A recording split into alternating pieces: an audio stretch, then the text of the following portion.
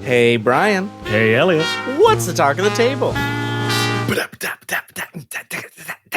That was what was wrong. We didn't do the fake intro music.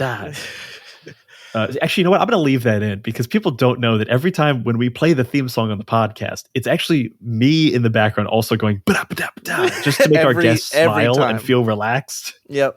It started off as a goof, but now I think it's an actual part of my production process.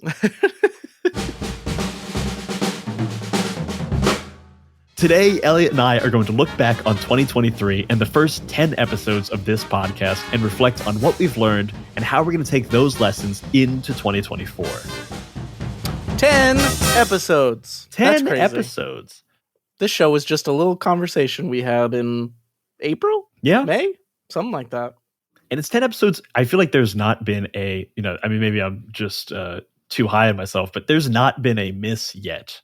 These are home run conversations and home run guests, honestly. Triangle Agency, Emily Friedman, Eric Silver, Encounter Party, Rick Perry, Jeff Stormer, Mamados, Jay Stroutman. I mean, these are all good conversations. All good people, all now friends. That's what they don't realize is by coming on the show, they are officially our friends, whether they want to be or not. Yeah, stuck with us.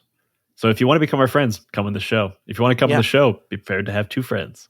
So, when we were thinking about what to do for this episode, Brian, we talked about maybe sort of doing a little bit of interviewing each other, although a little bit less, maybe formal than we normally go, though we don't tend to keep it formal. But I think that maybe a good way to approach this year-end conversation is with a central question, which we always like to enter all our conversations with. Mm-hmm. And I think the central question for Talk of the Table 2023 is like, what did we learn? What did we learn and what do we want to keep learning? So I guess my first question I'd throw out to you first, and then you can throw it back to me if you'd like, is what was a surprising thing that you feel like you learned in these first 10 conversations?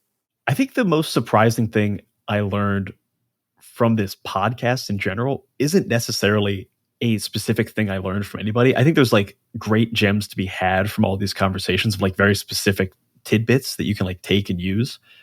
But I think the thing that surprised me most throughout these conversations was how we kept returning to a lot of the same topics of like this, like the spectrum of actual play. And also like more often than not, we would come back to what our approach to making tabletop role-playing games and actual play is. Yeah. And then slowly like incorporate other people's ideas into that. Yeah.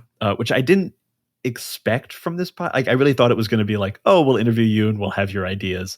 And I didn't think it would be as much of self-reflection as it has become. I think it's become much more conversation than interview, which I think all the better. I think I was also maybe surprised by how much of us is in each conversation, not in a bad way, but like in a way where it wasn't just a Q&A. We really have developed into like you said, conversational style where we're bringing forth opinions and stuff like that. And I think it leads to things we didn't have in the outline and some of like the best moments that have come up in these different interviews. Because we come into every interview with a pretty significant outline and a main question we want to answer. So usually like the title of the episode or the description of the episode is almost written beforehand. Like we know what we're going to talk about. We know the conversation we want to have. It's never going to be like, let's get your top 5 favorite things about the actual play you make. It's going to be, how do you do this very specific thing?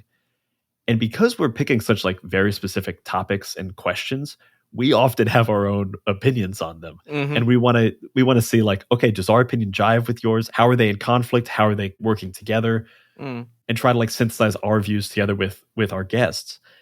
And I think that's why we keep finding more of ourselves in the episode than we initially intended. And I feel like all of our guests are like, we are interested / actively working in so many of the areas that our guests are. Like we have actual play folks on, we are actual play folks on, we have game designers on, we are game designers. And so it's like, there's a lot of personal relatability, which I think adds. What about you? Was there anything surprising that you learned from any of these conversations, or any like tidbits that you'll take with you? Oh, okay. I've got an answer to both of those. So surprising thing, I was genuinely taken aback when Ned Donovan looked at us and said, "We're not an actual play" regarding Encounter Sure. Party. But I get his point. And it's a really good point. It's like I really like what he said, and I think that it's an important distinction to make. But I remember in the conversation, like the way I had thought through the outline was like relating Encounter Party to actual play, and like I don't think we lost the thread or anything. But I remember when he said it point blank, I was like, oh, I didn't realize this was that clear a line. Mm-hmm. But I like that you're making the distinction, and I think that was really important. Another tidbit that I love was Jay Stroutman saying that GM prep is solo TTRPG play. That will probably stick with me for a while. Yeah, that's a thought that'll fester for a while. I feel like we have also, I think partially because you made Project Echo and we've done some solo games as actual plays, we've come back to the idea of like what solo games are and what solo play is. With some conversations that haven't come out yet. Yeah. And that's a conversation that I didn't know I was as interested in as I found myself to be. Like going into those conversations, I was like, okay, this is an obvious question to ask. And the further we got into it, I was like, oh wait, I think I'm on team solo game for this one. I think, GM prep is a solo game and stuff. Absolutely. A thing that came up in our Jay Stroutman interview that is, it's the title of the episode. And it's the thing I now like will just echo in my head is the idea of you owe them your effort.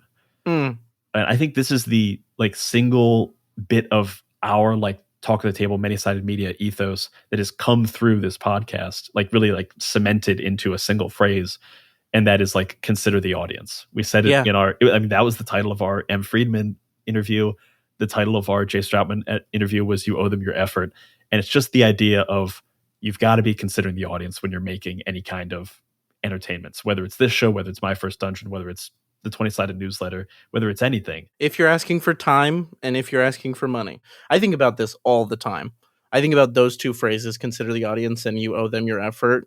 Now when I'm working on anything games related, whether it's like early days of a game design or like when we're getting ready to record My First Dungeon, it's just like those two phrases are sort of like North Stars. I think also seeing from things like, I think Triangle Agency and Encounter Party are both really good examples of this, of having a longer term mindset for what you want to accomplish. So like Triangle Agency they've had their amazing Kickstarter. It's going to be published very soon, I think early in 2024.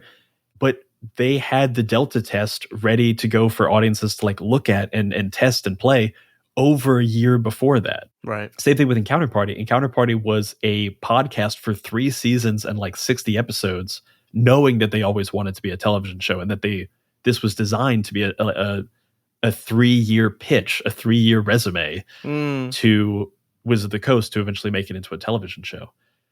Taking the idea of anything that we're doing on this show, on My First Dungeon, what you're doing with game design and what we're doing with game design, and remembering that there is a longer timeline than what is right in front of you that is easy to miss sometimes. I actually really love that parallel between Triangle Agency and Encounter Party because they sort of have that, like you said, same perspective, but we got to talk to them at different points in that journey. Like I feel like Encounter Party is where Haunted Table Games will be in 2 years relative to their journey because Caleb obviously has visions of extending that out as a company that is around for a while and keeps making Triangle Agency stuff and keeps making other games. So yeah, I like that a lot.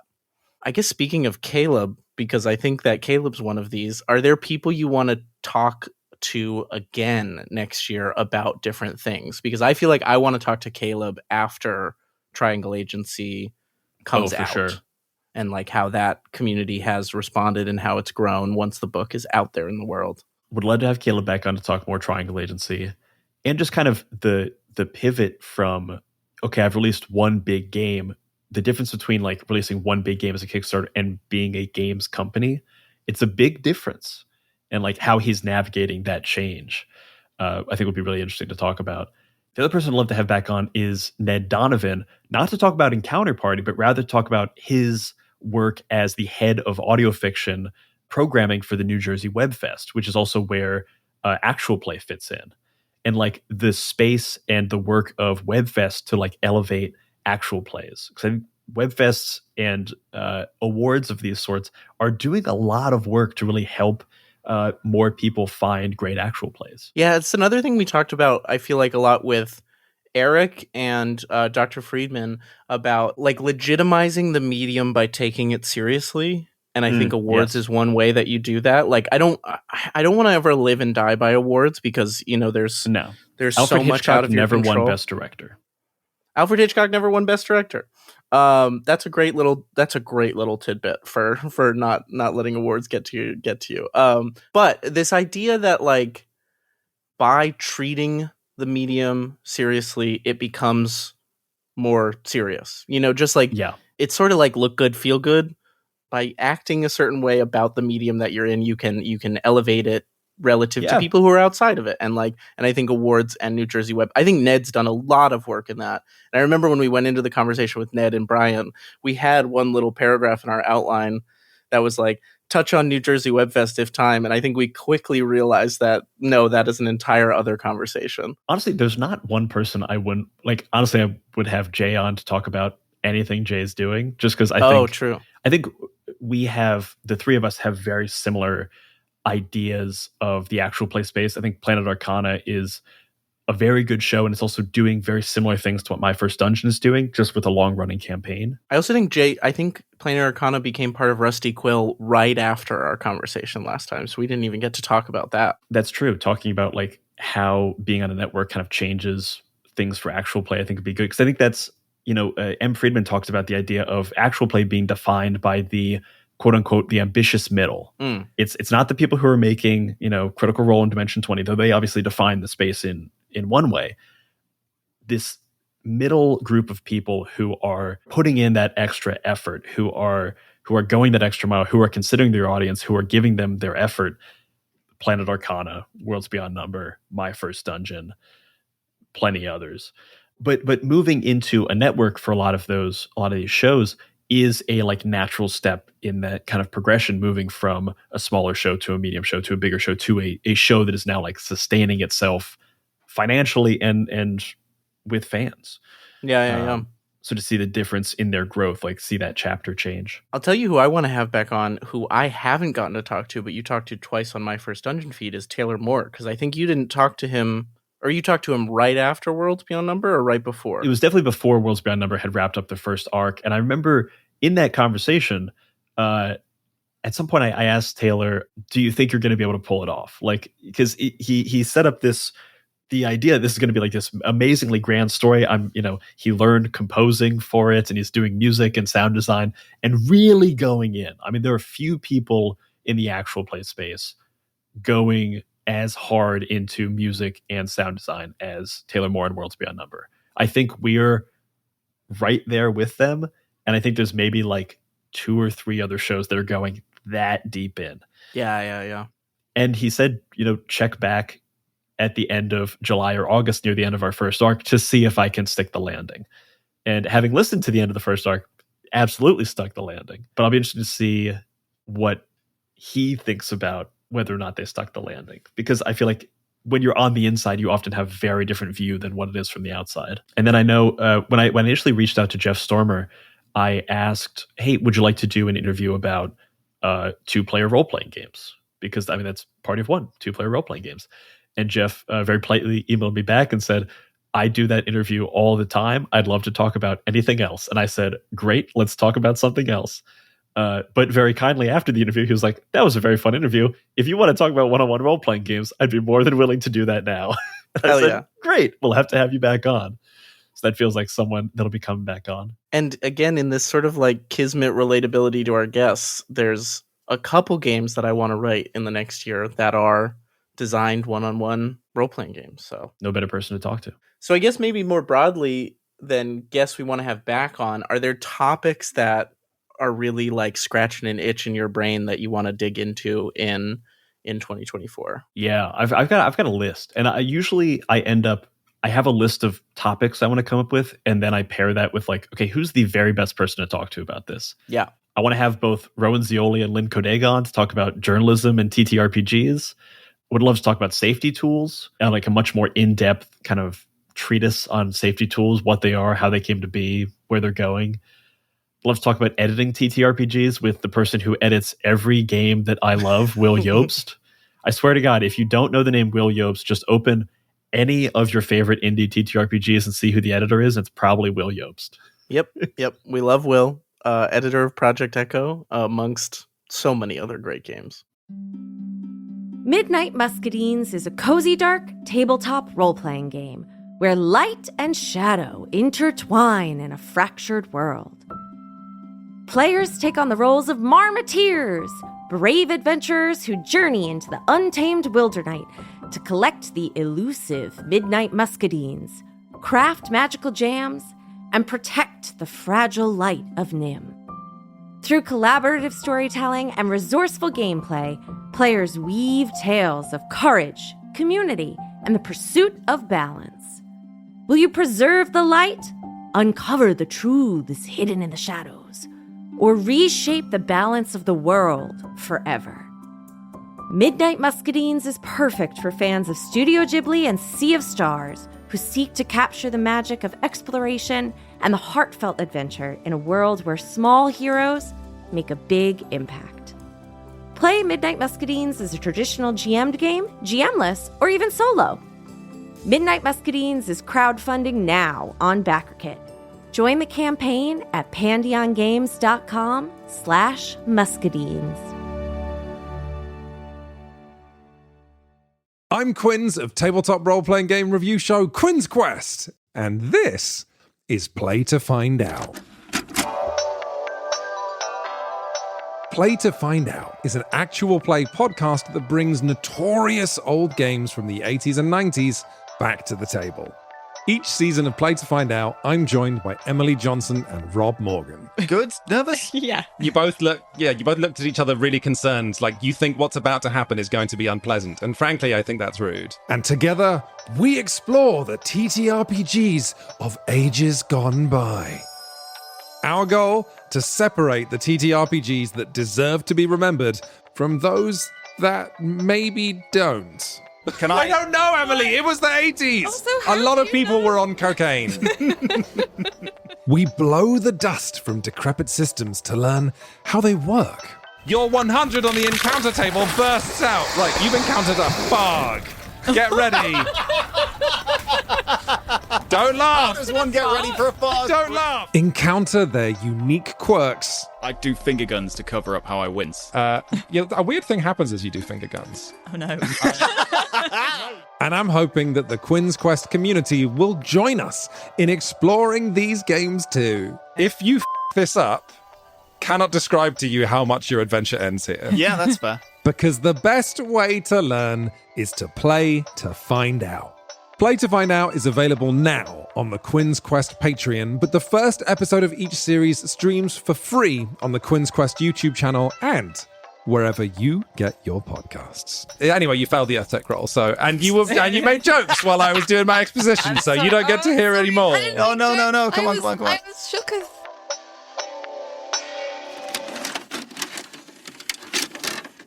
What about you? Who would you like to have on? I want to talk to more game designers next year. I want to talk to some folks like Banana Chan, Jian Shim, so many people. I also want to talk to people who are sort of like creative specialists within game design. Like there's some illustrators who work mostly in game design. Like there's Connor Nolan, who did some incredible illustrations for Wander Home and some other games. Galen Peugeot, who has done some really, really incredible work for Spencer Campbell lately on Hunt and the Dusk Denizen scenes. I also want to have Spencer Campbell on just to talk about, I think Spencer's ended the year wrap-ups of like how he's done as a game designer, like making a living as a game designer, are so like frank, and like he just lists down all of his expenses, all of his profits, and it's like, here's how I did it in a way that is wildly helpful if you're trying to make tabletop role-playing games a career. We love people being transparent and helpful online. It's the best. And also, after our conversations with the folks from Gubat Banwa, with our conversation with Mamedos, I want to keep getting more people outside the United States because I'm not as familiar with games outside of the US or the UK. I'm like, it's just a gap in my TTRPG knowledge, and I'd love to keep plugging those holes. Yeah, I especially want to talk to some folks from like the RPG LatAm scene, like Cesar Capacli and Diego, whose last name I'm forgetting right now. Just some really incredible work coming out of that scene as well. Cesar in particular is prolific. Prolific. Prolific. I puts out games like nobody's business. I would also just love to talk to Cesar about being a full-time designer outside of the States, because I think that's a really challenging thing for people to do, and he seems to have found a way to do it sustainably. And so I'd love to get some tips for folks from him. And it's a designer not working in 5e, working in indie games. Totally. Which is just another hurdle to go over. Yeah. The other world that I want to talk to somebody from is streamed actual play, because it's a world that's very like out of my knowledge and comfort zone. And obviously we've got friend of the show Draconics, who we talked a little bit to on the newsletter about AP performance, though that was sort of broad. But Connie Chong, who's been on our Yuzeba season, would be a great person to talk to about Transplanar and this whole world of streamed actual play. I would love to kind of talk to some of those folks who have really made a name as streamed actual play performers, and how they consider that differently than like sort of the type of actual play we do. I feel like Drac is a particularly good person because Drac doesn't really have like a home base show, and is performing on is getting dropped into a bunch of different shows and is killing it every time, left and right, without having that like very familiar base every time. And I think that's an interesting, and especially interesting person to talk to. So I think we have to have Drac back on as well. So the other thing that we sort of have teased a bit on Twitter, and I don't think I can claim that this is our original idea, because I think this is Dr. Emily Friedman's idea on Twitter, is to have some talk of the table roundtables. Oh, yes. With some repeat guests. I think that she threw it out on Twitter at one point as an idea. I think so too. And I really do love the idea of doing it, like maybe doing it once a quarter or something, because I think there's something great about having Ned Donovan and Brian David Judkins from Encounter Party on. There's something even better about seeing how their ethos compares with Eric Silver and compares with, Connie Chong and compares with Taylor Moore and compares with us, all in one space, so that we can all kind of like throw stuff into the center of the table and see how other people interpret it. I know I have I want to do the state and the future of actual play. Got to have M. Friedman just trying to fight Taylor Moore in front of it. Really, I just want to do M. Friedman versus Taylor Moore, I think. Yeah. I would love to do something just like actual play production. So just get like us, Taylor Moore. I'm trying to think of like other great Esther Ellis from Dungeons and Daddies. A bunch of great like editor producers who are not necessarily performers, but are just like in the guts of making the thing. Totally. I know you'd love to do something with like indie RPG game design. So getting you, Spencer Campbell, people from Gubit Banwa, Cassie Mothwin, Sam Lee, just getting a crazy amount of people all in one room. And then I'd love to do a whole segment of like crowdfunding for all budgets, because we've talked to some pretty wildly different crowdfunding campaigns in previous episodes. Like Gubit Banwa was big. Triangle Agency was very big. Yeah, and then you've got like Momedo's doing Children of Inang Uri on itch funding. I'd love to talk to people who are doing like non-Kickstarter stuff and how that differs and those considerations. Because I do think that when we started this show, we do want to have all of our conversations have like value. We don't ever want it to just be like chat. We want it to be like, we're going to answer a question. We're going to give you actionable information that you can actually use if you want to be an actual play performer, actual play producer, if you want to be a game designer. And I think having all these people together, all swapping tips all at the same time you're going to get like just pure nitroglycerin, battery acid all in one space. Oh, I have a thought based on what you just said. What's that? To add value to this little end of the year talk back, because obviously this is a bit of I think there's value in here anyway, but to get a little meta with it, what do you think your advice would be about making a show like Talk of the Table? What have you learned like about making this show? And if somebody wants to make an interview style show or like to chat, don't do it because we're already doing it perfectly. No. I have a good answer.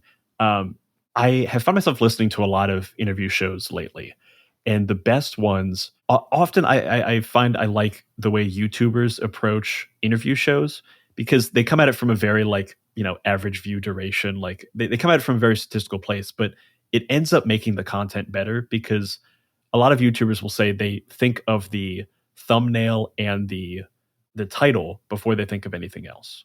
So if you don't have a clear idea of what the conversation is going in, you probably won't have a good conversation. So if you come in well researched, like if we're going to talk to Gubat Banwa, I hadn't read Gubat Banwa when we reached out to them. By the time we talked to them, I had read most of Gubat Banwa, and that is a large book. That's a big book. It's a big book. Like, don't talk to someone if you haven't researched their stuff. Like, make sure you are as aware of what they're doing as anyone else, because also you'll just get better questions. Like, and people can tell. People can tell. And also, like, the best questions out of Gubat Banwa were when I was reading specific mechanics and being like, I've never seen this very specific mechanic before. It's not the marquee mechanic, but it's something very cool that I'm going to incorporate in. Let's talk about how that developed. The more granular and specific you can get with questions, the better answers you're going to get. I think Rick Perry has been asked a million times, what was your favorite mini to build? It's this very broad question. I think we kind of asked it in a rapid fire realm. Well, we had our rapid fire fan question moment that he very graciously accepted, and we prefaced with, these are fan questions because we're fans. But I kind of think that, wow, this is funny that this is coming around to this, but being a good interviewer is a lot like being a good GM. And I think one of the things we've learned from my first dungeon this year, especially with like character creation stuff, if you ask someone a broad question, they can only really give you a broad answer because there's too much room to play in. It's actually like kind of unkind to ask someone these like very broad questions because you're not giving them anything to work with. But if you say, hey, your character is chasing this guy, he's got the thing you want, how do you catch him? That's incredibly specific. Mm-hmm. I know you've given me a great bounds to work within, and I can give you a great answer. Same thing with the question. If I ask Rick Perry, how do you make minis? There's not a good answer to that. If I ask you, why did you make this mini this way? Because it was interesting to me for this reason.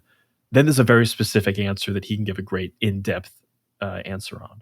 Man, the parallels between GMing and interviewing that now you have my brain spinning around on. There's a great article in here that we should probably write for the newsletter, because I think there's a lot there when it comes to prep and reacting and listening. I think that was one of the other tips I wanted to throw out there about an interview show, is that like some of my favorite questions were not something we had prepped, but building off of listening to something somebody had said, or you and I both know, have a little sheet of paper where we're writing down specific keywords and phrases that people say to jump back off of. There was a early on when Colbert took over the Late Show, there's an episode, I doubt the clip is still out there, but he was interviewing someone, and at some point while they were talking, he looked down at his cue card to see what the next question was. And the person who he was interviewing called him out. It's like, do you even care about this answer? Are you even listening? And it wasn't because, he's a bad interviewer. Colbert is Stephen Colbert. Like, he's very good at what he's doing. But at that time, he wasn't used to doing those kind of interviews. And he likely wasn't as informed of what this project was, just because that guy's doing multiple interviews a night. You can only be so informed. But there is something to be learned from that of, you should always be listening. You should always be reacting. And the second, your conversation goes out the window, the second your plan goes out the window, throw it out the window. Don't try to drag it back in. And I think I'm going to keep going on this GMing comparison, because I think that one of the other responsibilities I feel really strongly for a GM is, taking care of your players and making sure that they have a good time and you have a good time. And this is a direct tip that people should take and use if they're recording interviews, is that we ask 2 questions before we hit record in front of every interview. We say, what does a home run in this interview look like for you?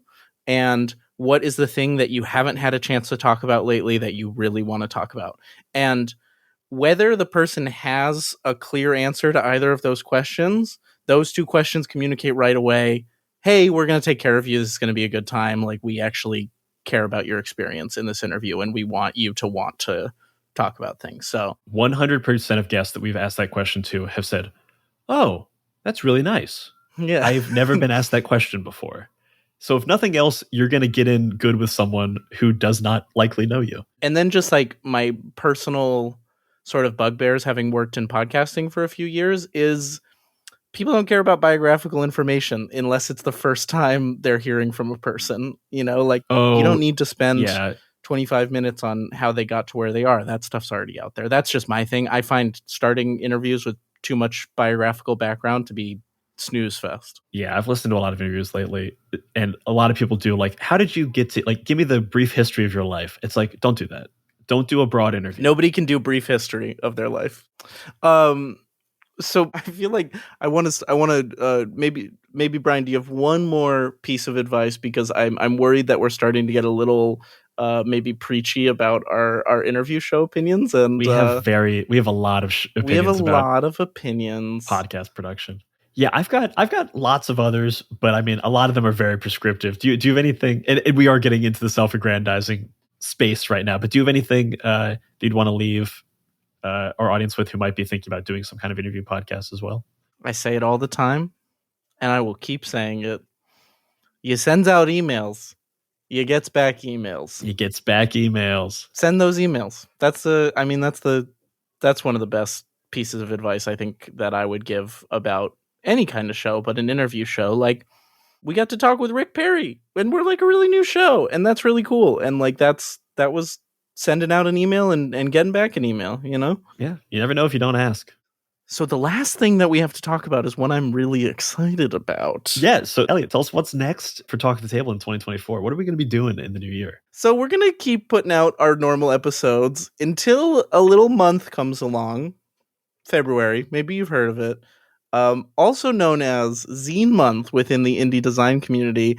And we've got a big plan for Zine Month. We want to do weekly mini episodes where we interview just about as many indie designers as we can fit in for the month. I think it'll probably be 8 in total. We'll do 2 designers per episode for 4 weekly episodes.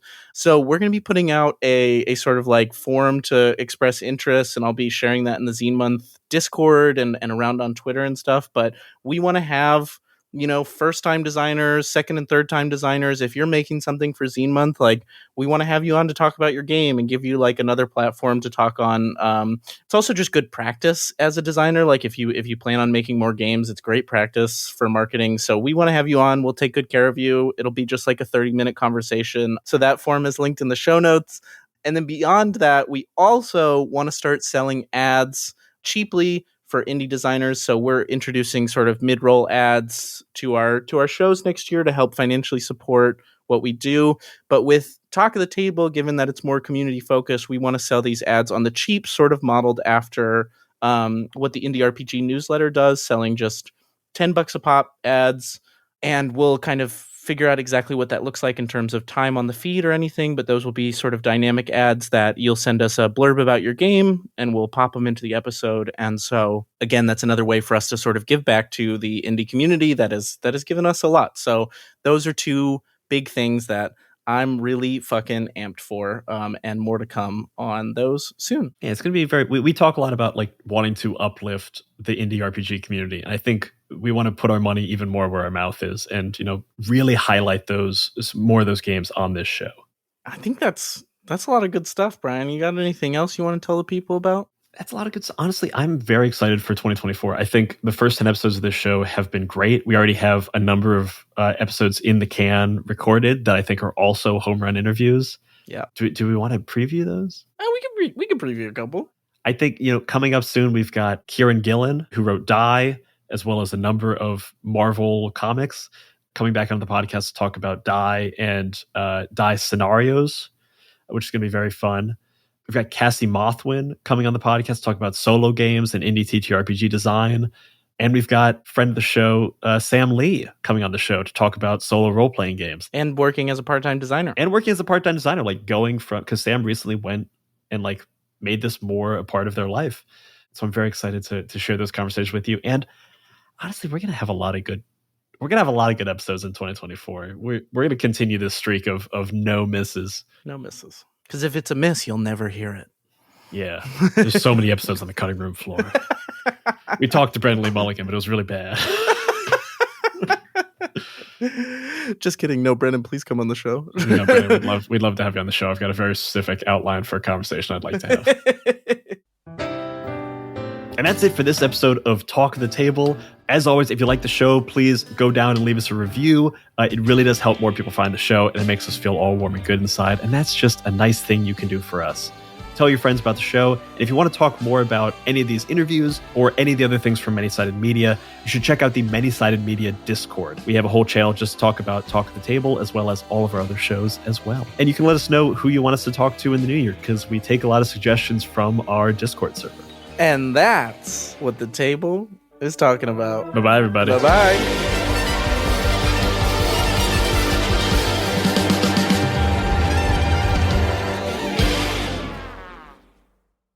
If you're hearing this, that means you have listened to every last second of this episode, and that probably makes you a fan of this show. Well, if you're a fan and you like what we're doing and want to help others find it as well, then consider leaving us a 5-star review over on Spotify or on Apple Podcasts. Getting more ratings really does help more people find the show, and reading your nice words about the things that we put out into the world makes us feel all warm and good inside, and we want more of those good feels. So head on over to your podcast player of choice and leave us a 5-star review. Thanks.